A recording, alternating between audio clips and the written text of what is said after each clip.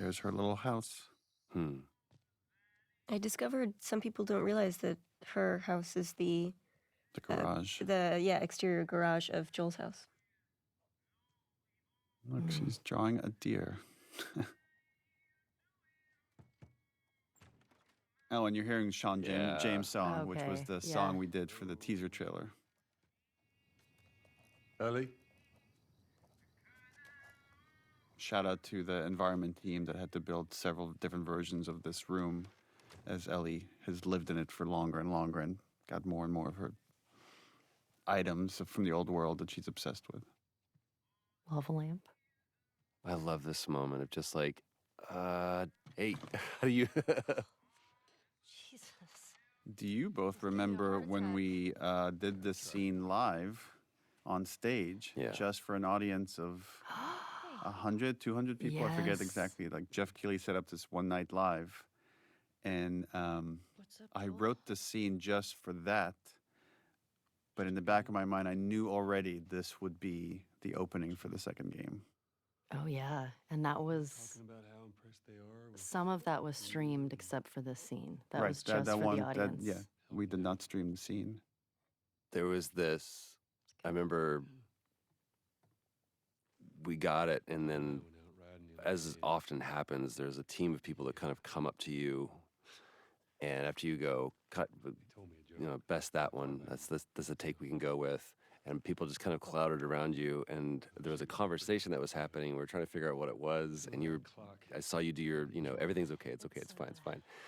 And then afterwards, you tell me this story that in Uncharted 3, the ship capsizing was one of the most resource-draining, almost game-breaking things that you guys, one of the most ambitious set pieces you'd ever done. And then in the Left Behind DLC, the photo booth was one of the most resource-draining, almost game-breaking things. He goes, up until you decided to put your thumb in your belt loop. Oh, that's right! Yeah, so actually that's funny because you did that, Joel initially didn't have his shirt tucked in. But in order to honor, again, this little gesture that you did, redesigned his clothing. And the way we did clothing on this game is we actually sourced the actual material and scanned it.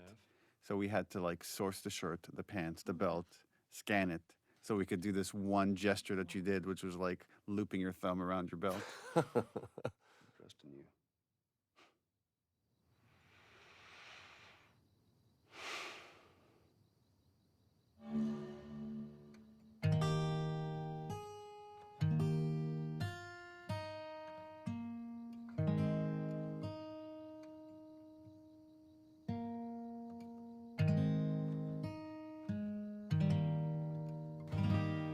From a writing standpoint, this was a tricky scene because we have to reestablish these characters and their relationship, but also show there's something hanging over them. That there's, we had to honor the ending of the first game, that moment of okay, of lie, that again, Ellie knows something is off, but she doesn't quite know how to deal with it or how to move past it. Right, so this scene has you see at the beginning, she's trying to get rid of him, and then he wins her over by playing the song, and she softens by the end of it. And it's interesting, they talk about you promised you would teach me how to play the guitar, and they're talking about promises and oaths and the idea of keeping your promises.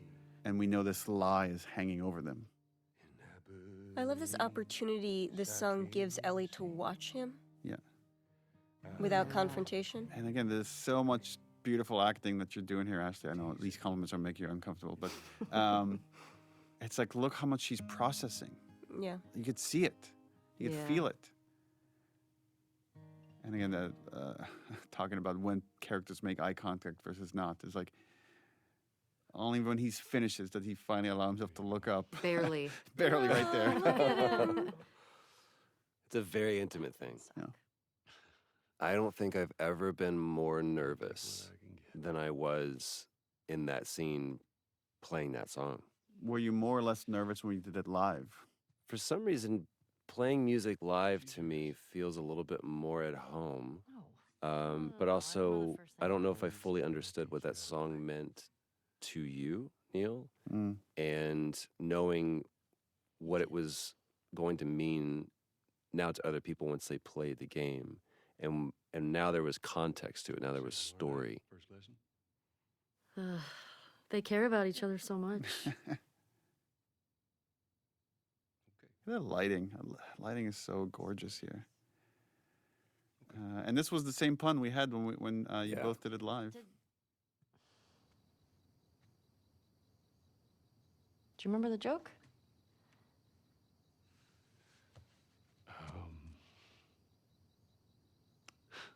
And you could see the shift in Joel. Like that song has just shifted the relationship a little bit. It moved the needle. Mm-hmm. He's standing up a little taller. It's time consuming.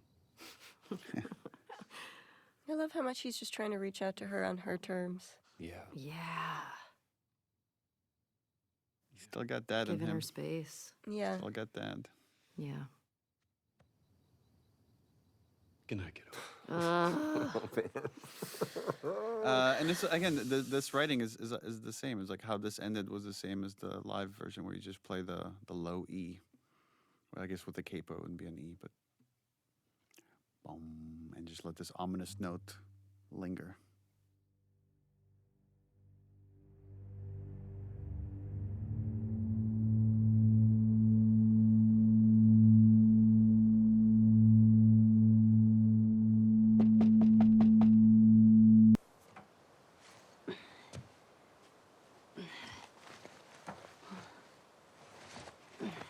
This is a culmination of so many things, right? So for this moment of just Ellie's love of space, of Joel wanting to make this like moment just beautiful for her Walkman.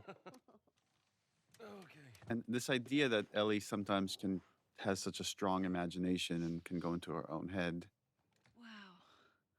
Actually started with the comic book, the American Dreams comic book. So when she looked at the Raj's arcade, she was able to picture it with like children running around. It's like the idea that she's so in love with the old world that she does whatever she can to kind of live in it.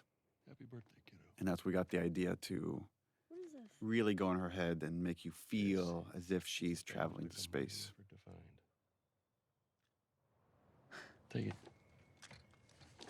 There is such a unique nervousness, anticipation, and joy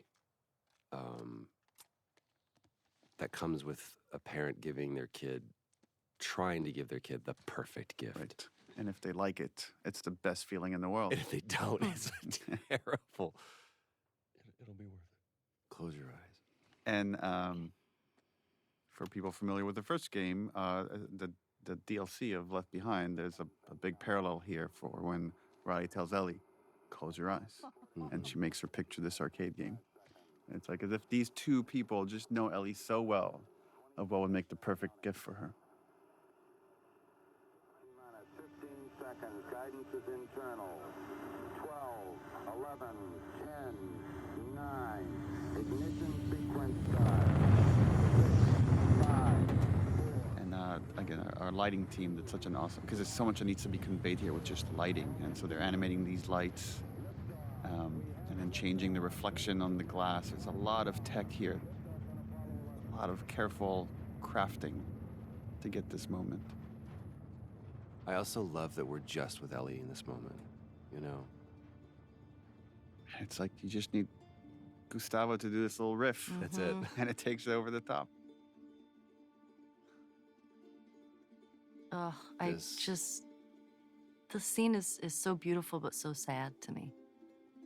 Just because I know what's coming. And just seeing Joel trying so hard to reconnect and regrow this relationship with Ellie again. You can see his guilt. You can feel at least shame. It's like, but yeah, I watch it and I think it's such a beautiful scene, but there's that level underneath it that's heartbreaking to me. It was really important for us to have these happy memories that are obviously mixed with like some negative feelings she has about Joel and the choices that he's made. But ultimately, I believe the positive, the happy memories overwhelm the negative.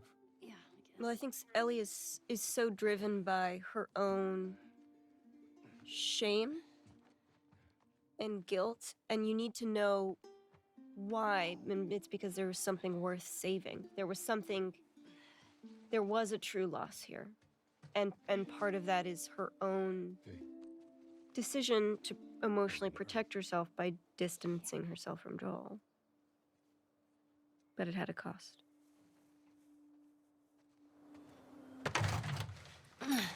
Yeah, the engineering of this scene, it was important to show that the constant cost Yeah.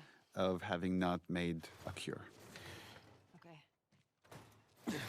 And here we have these two runaways from Jackson that have succumbed to the infection.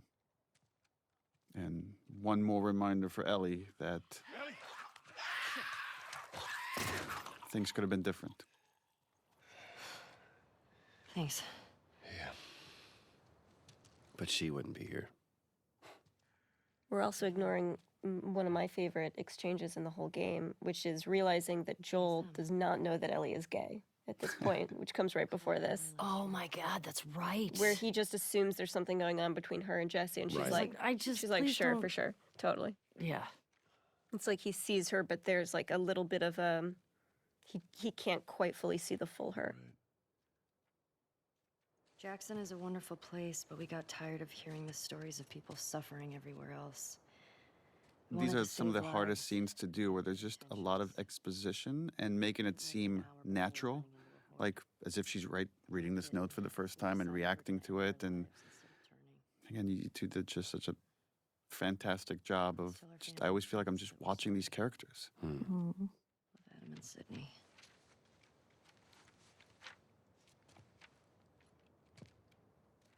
I love the lighting here.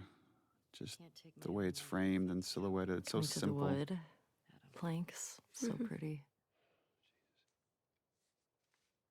Only they were immune, right? That look, it's like she's trying to egg you on to start this conversation. Let's go get Tommy and we can get these bodies back to Jackson. No. Let's talk about this right now. After you took me out of the Firefly Hospital, you said there were dozens of people like me. This is the moment he's been dreading, right? Being confronted head on again with this lie. Yeah, that's what they told me. I've never met another immune person before. Have you? Small details, like we had to do different versions of the tattoo. You could see she's got it outlined. It's not filled in yet at this stage. Do you believe that? There's something about a child confronting their parent, the standing in their power, and how Traveled. trepidatious, even though like she has the conviction of her argument, right? But just how it still is a thing to stand up to your parent and see me as an adult. Why did you pull me out of there while I was still? What he's doing here is kind of fucked up though, because he gaslights her. He's saying is like, you're bringing this up now next to these bodies, and he's making her feel shame for having just brought up this topic. Right. Maybe if you just would have given them more time, they could have figured something out. There was no cure. That is what I've been telling myself. There's nothing that could help these people or anybody Like, else. how many times have I told myself this? Like, if she ever asks, this is what What I will would I tell her. say? Yeah. I know you wish things were different. I wish things were different. But they ain't. And he just shuts it down. Mm-hmm. Again, it's such great performance with very little dialogue, but you could see how it's just breaking her heart because she doesn't believe any of this. No. Is there something else you'd like to rehash?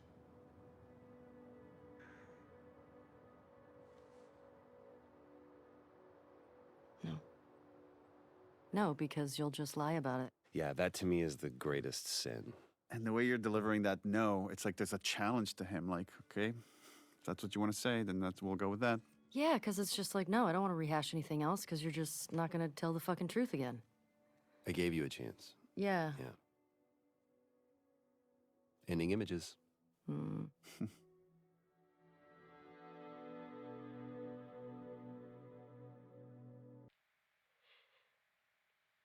We talked a lot about how could Ellie draw the truth out of him. And even when confronted with facts, he might not say the truth. It's what makes him ultimately do it is the threat of like, I will disappear and you'll never know my fate. And that's the worst That's the thing she could worst threaten thing. him with.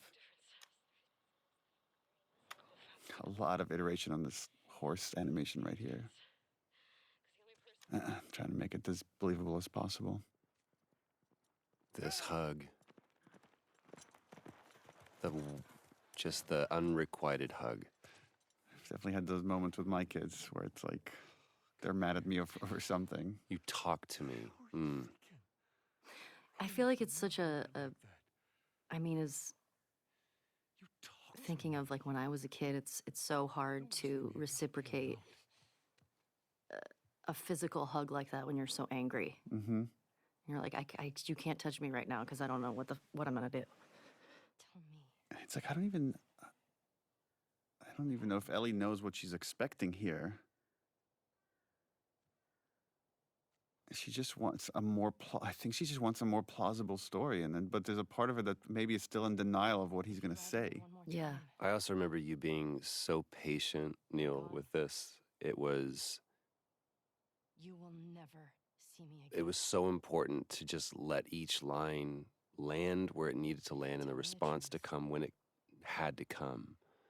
I'll go back to Jackson. Because we did this a lot of times. That it was Yeah, this we was did. we all were very patient with this one. I love watching your performance right here, Troy, of like Joel doing the math of like, do I say it? Do I not say it? And then right here, he's resigned. He's going to say it. And she just needs to push him over the edge. But look at him. He's so torn. It's so great.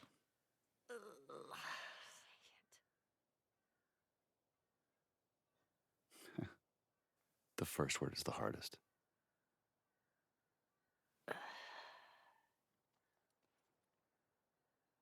And he does need to spell the whole thing out for her because she knows. Yeah. She knows what this meant. Would have killed you.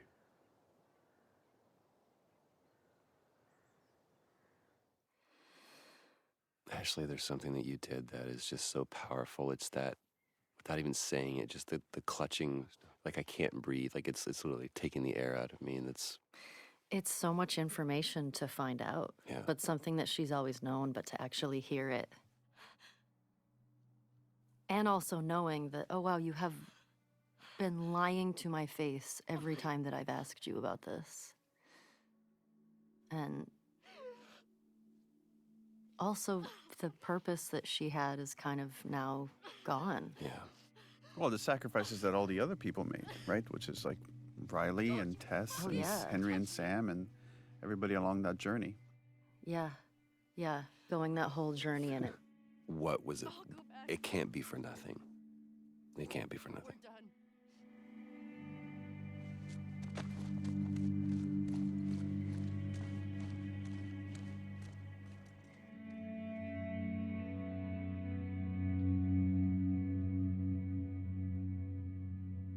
Yeah, I feel like the killing of Nora was a really big turning point. I feel like emotionally for Ellie. Because, oh man, I love that part. Just to see how much she's been through physically. Yeah, for me, that was one of my favorite sort of moments. Is so much in video games the characters feel infallible, or even if they take hits, they're still great, you know. And to show that this isn't just an external cost. She's destroying herself.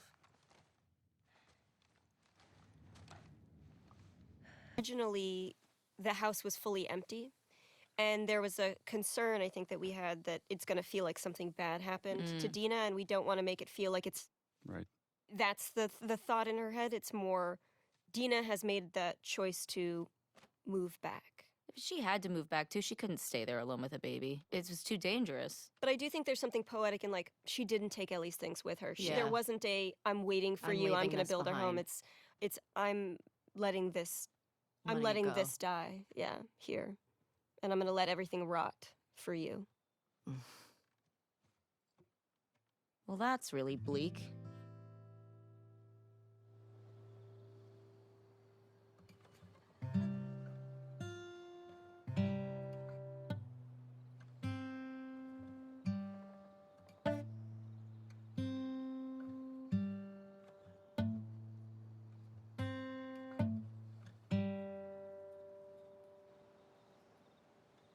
Yeah, we wanted to create a metaphor for the unintended consequences of pursuing justice at any cost. And here we get to feel it of the song that means so much to Ellie, she just can't play it anymore.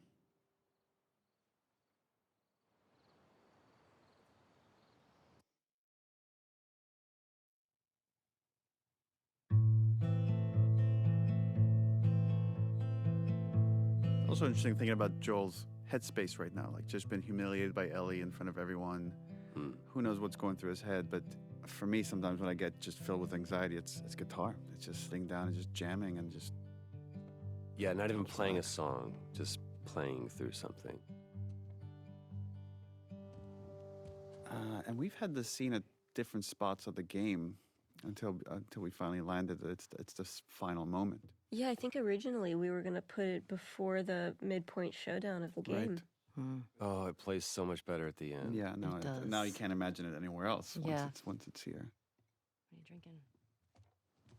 Traded his soul for coffee. Where'd you get that? Those people that came through last week. I would do the A little same. embarrassed as to what I had to trade. This is the most Ashley has ever pushed back on a scene. Wait, Really? This was because originally it was written that they hug at the end of the scene, and you're like, I don't know if they would. I'm not sure like we could get all the way there. You were a sport about it, and we did 2 versions, one with a hug, one without a hug, and they were both very, very good. But ultimately, you were right. They're starting to forgive each other, but they're not fully there. Ultimately, makes it more tragic. Yeah. I think that's why she goes on this journey, because it's just like it was never solved. Our relationship was never fixed. Dina. Is she your girlfriend? No. No, that was just one kiss. It doesn't mean anything. I don't know why she did that. But you do like her.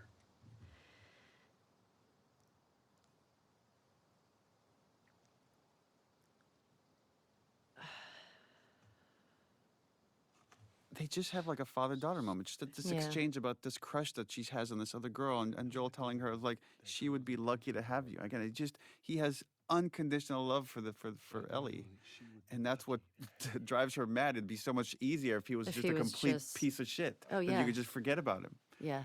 but you can't. I mean, that's what's hard. I mean, she knows that he cares, and she knows that he does love her. I was supposed to die in that hospital. I also love that you My life bring don't it back fucking to matter. we're talking around the thing that we need to talk about. But you took that from And me. you doing all of these gestures to try to make it better is not what I want. I'm going to bring it back to what the issue is, and that's I should have died in that hospital. I also love watching. When do you both decide to make eye contact? Oh, right, interesting. And it's like right here for I watch at the end of this statement for emphasis. All eye contact. Because I am dead serious. I don't care the cost. I would do it all over again, even if it means I'd lose you. There is something to be said for your writing in this, which is I would do it all over again, and I would do it all over again. Walk the knife's edge of meaning, because there's one that is repentant and there is one that is resolute.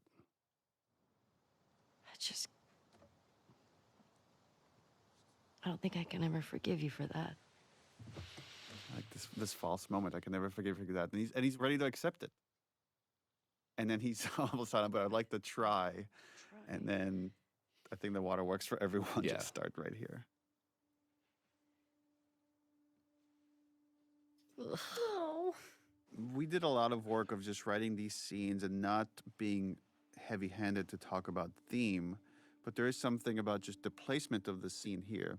And it's a scene about getting over some horrible transgression that one feels, because there's other things that are worthwhile in this world than just kind of living in this resentment, next to the moment where Ellie decides to let Abby go. And whether she fully forgives her or not almost doesn't even matter. It's just she knows there's other things in life that are more worth putting your focus on.